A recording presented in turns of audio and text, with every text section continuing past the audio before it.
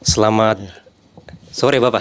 Selamat sore, Ya, Rahmat. Ya, mungkin ini kita agak santai-santai saja Bapak. ya, Terima kasih sudah datang di sini. Jadi teman-teman sekalian, di sini sudah hadir bersama kita Rektor Universitas Musamus hingga bisa sampai sekarang istilahnya di puncak pendidikan itu. Rektor itu salah satu puncak pendidikan mungkin ya, betul. jabatan pendidikan.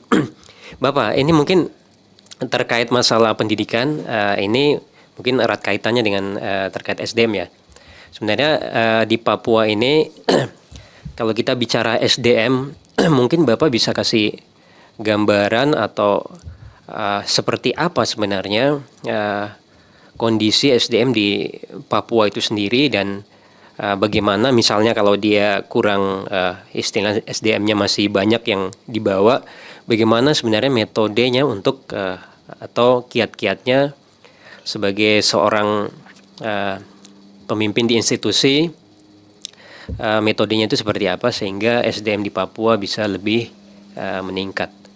Ya, baik. Terima kasih.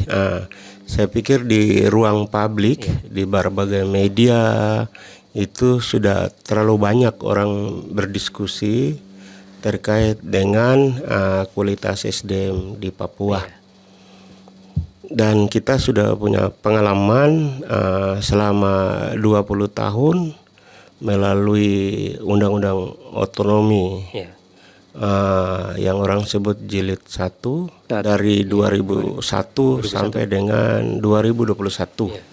Saya pikir kita sudah punya pengalaman karena undang-undang itu diberikan khusus untuk Provinsi Papua. Dan sektor prioritas itu 4 sektor prioritas yang menjadi bagian dari prioritas kebijakan pembangunan itu salah satunya pendidikan. Dan pengalaman 20 tahun itu sudah menjadi fenomena yang didiskusikan sampai dengan hari ini. Ya, mungkin orang terjadi perdebatan. Mungkin secara fisik itu kami mengalami kemajuan signifikan juga dengan kehadiran Otsus, dan banyak dari kita juga menikmati tentang ya hadirnya Otsus itu melalui program-program afirmasi gitu, maupun juga secara langsung melalui uang yang kita juga menerima manfaatnya gitu. Tapi kalau untuk SDM sendiri, khusus pendidikan dan fokusnya SDM orang asli Papua, ini yang sampai sekarang itu masih perdebatan ramai di ruang publik dan itu belum tuntas. Dan saya lihat sendiri itu kita mengakui memang ada masalah di depan mata gitu loh. Tapi sampai sekarang itu upaya-upaya untuk kita mencari formulasi itu sepertinya kita masih jalan dengan cara-cara yang sama, yang kita ulangi dari waktu ke waktu. Gagasan kita itu kita lontarkan dan itu menarik untuk jadi perbincangan untuk kita bisa eksekusi. Tapi pada tingkat eksekusi itu semua menjadi kosong, gitu, tidak jalan gitu loh. Katakanlah semua sudah sepakat di Papua bahwa untuk pendidikan itu kita mengembalikan menggunakan pola asrama yang dulu ketika Belanda membangun Papua, terutama membangun orang asli Papua itu dengan pola asrama. Itu perdebatan itu tuh sudah selesai tuntas, semua sudah sepakat itu. Tapi sampai dengan sekarang itu eksekusinya yang belum. Kalaupun pemerintah itu ada membangun asrama di pusat-pusat kota kabupaten gitu, bahkan di luar Papua juga banyak yang mereka bangun untuk kepentingan melanjutkan studi daripada anak-anak kita. Tapi itu sebenarnya bukan asrama, itu hanya rumah tinggal saja. Ya, Bapak. Karena kalau asrama itu kan harus ada pembinanya, kemudian ada aturan yang harus ditaati oleh penghuni asrama, dan mereka di sana juga kan harus dididik untuk bagaimana kemandirian, bertanggung jawab, terus kemudian bersosialisasi, bagaimana hidup bersama-sama, mengatur diri, menata diri. Itu yang dulu ketika Belanda itu membangun peradaban di Papua dengan pola asrama seperti itu. Bapak sedikit, mungkin menurut saya ini memang yang harus dijelaskan bahwa karena Selama ini tuh terdengar ada macam konotasi terkait pola asrama itu Bapak. Karena dengan pola asrama biasa istilahnya satu keburukan itu bisa menyebar di satu tempat kalau misalnya mereka berada di tempat yang sama. Jadi saling mempengaruhi seperti itu. Gitu. Jadi selama ini kan konotasi asrama tadi seperti itu, rupanya yang Bapak maksud ini kan pola asrama yang sebenarnya Bapak yang Iya. yang detail ya.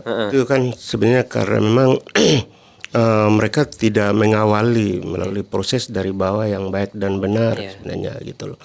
Kalau dulu zaman Belanda ya, kita belajar dari ya pendahulu-pendahulu yang sering menceritakan dan itu menjadi referensi. Dan ya saya ini kan juga lahir besar di mana sentuhan Belanda itu juga kan masih ada, walaupun itu kan belum maksimal juga, tetapi kita bisa rasakan pada waktu itu. Jadi dulu itu di orang tua cerita ya itu kalau di kampung-kampung itu anak-anak usia sekolah itu juga yang sudah harus mengikuti pendidikan itu mereka sekolah di sekolah rakyat namanya, dari kelas 1 sampai dengan kelas 3. Itu ketika memasuki kelas 4 maka mereka itu harus diuji.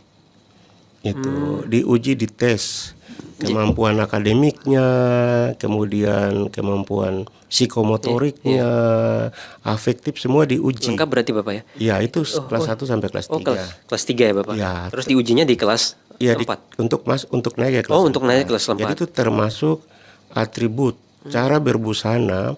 Jadi ketika kelas 1 sampai dengan kelas 3, itu anak didik, anak murid itu silakan, kalau dulu itu kan bisa pakai cawat. Iya, betul. Cawat. Mereka datang dengan pakaian tradisional masuk di sekolah. Mungkin juga tidak sisir rambut rapi. Mereka dibiarkan saja ke sekolah, ikut apa yang sekolah. Jadi istilahnya 1 sampai 3 itu ya mereka mengeksplor kemampuan mereka, mereka berekspresi. Walaupun katakanlah mereka datang dari kampung yang serba terbatas, tapi mereka dibiarkan. Jadi juga dituntun dengan pelajaran. Kelas 4 mereka diuji. Jadi mereka yang punya kemampuan kognitif intelek juga bagus, psikotorik, psikomotornya bagus, kemudian afektifnya bagus, udah masuk ke kelas 4. Yang tidak lulus udah dikasih pulang kampung.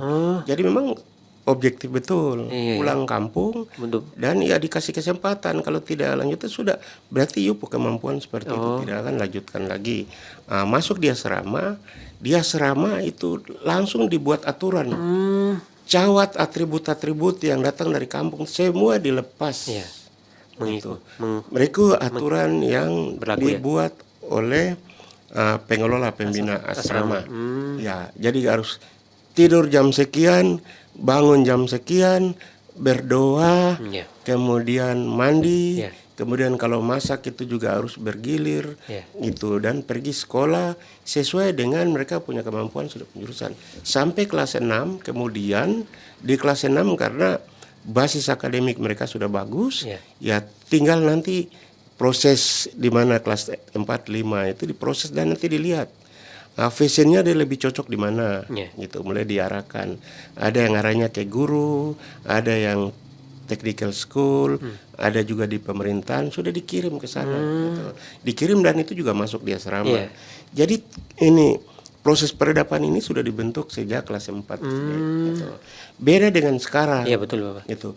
Beda dengan sekarang, ya itu pendekatannya itu kan lebih banyak pendekatan ya sinterklas. Seperti apa itu Bapak? Pemerintah merasa bahwa punya tanggung jawab moral. Udah bangun asrama di satu tempat, dibiarkan mulai dari pembebasan lahan, kemudian dibangun, pemerintah klaim bahwa kita sudah bangun sana. Setelah itu udah orang masuk itu mahasiswa masuk itu tidak pakai ketentuan aturan, suka-suka suka-suka, dan ya ketika masuk tinggal berlama-lama udah itu menjadi warisan. Nanti dia selesai atau masih tinggal di situ, yang lain datang lagi tempatnya dari tempat yang sama lagi. Seperti itu. Jadi itu kurang lebih itu rumah tinggal biasa saja, itu bukan asrama. Ini yang buat sehingga proses dari investasi peradaban yang sesungguhnya itu tidak jalan, gitu loh. Karena dari awal saja Ya. proses seleksi itu juga tidak jalan dengan baik. Ya. Satu pihak pemerintah merasa punya tanggung jawab moral untuk menyiapkan asrama yang rumah tinggal itu. Ya. Pemerintah menyiapkan anggaran, setelah itu bangun selesai dikasih tinggal. Ya, ini anak-anak kita ini kan ingin melanjutkan studi, daripada nanti cari rumah kos tengah mati, ya terkendala biaya, mendingan yang sudah dibangun ya udah tinggal tumpuk di sana. Tumpuk di sana, ya sudah kebiasaan-kebiasaan yang sudah terbentuk di lingkungan sini, ya tinggal dipindahkan saja di sana. Karena apa? Mobilitas manusia ini dari daerah asal ke kota studi itu kan mobilitas dari lingkungan yang sama, pindah di lingkungan yang juga dia membentuk lingkungan yang sama lagi, eksklusif yang sama juga, yaitu di asrama. Jadi kalau kebiasaan di sini suka mabuk-mabuk, tinggal di sana ya juga pasti mabuk-mabuk juga. Seperti itu. Akhirnya yang terjadi kemudian apa? Ya mungkin studinya juga lama selesai, atau juga mungkin tidak selesai. Ya akhirnya apa, investasi yang kita bangun lewat SDM itu macam sia-sia gitu. Ya sia-sia. Ya buang garam di air laut, dan kita tidak pernah lihat impact baliknya. Dan itu baru kita bicara tentang pathway ya. Jalan di mana proses investasi peradaban melalui pola asrama gitu. Kita belum bicara lagi tentang makro, tentang problematika pendidikan secara keseluruhan, di mana ada orang putus sekolah, terus tingkat numerasi baca tulis masih kurang. Baca tulis dan berhitung yang juga masih problem sampai sekarang. Kan kita belum bicara itu. Itu. Jadi problematika pendidikan di Papua itu udah semacam benang kusut sebenarnya, benang kusut. Kenapa benang kusut? Karena apa? Ini saling melingkar gitu loh. Jadi angka putus sekolah, kita kasih contoh saja. Kita kasih contoh. Hasil kajian Universitas Musamus dengan pemerintah Kabupaten Merauke tahun 2022 gitu. Data kependudukan OAP. Jumlah penduduk kota Merauke 200.000 lebih. Hampir 300. Itu 70% itu saudara-saudara Nusantara. Orang asli Papua itu ada 30%. Fokus di pendidikan. Penduduk usia sekolah itu kalau kita perhatikan itu anak-anak yang usia pendidikan dasar itu jumlahnya itu cukup besar di kampung-kampung itu cukup besar.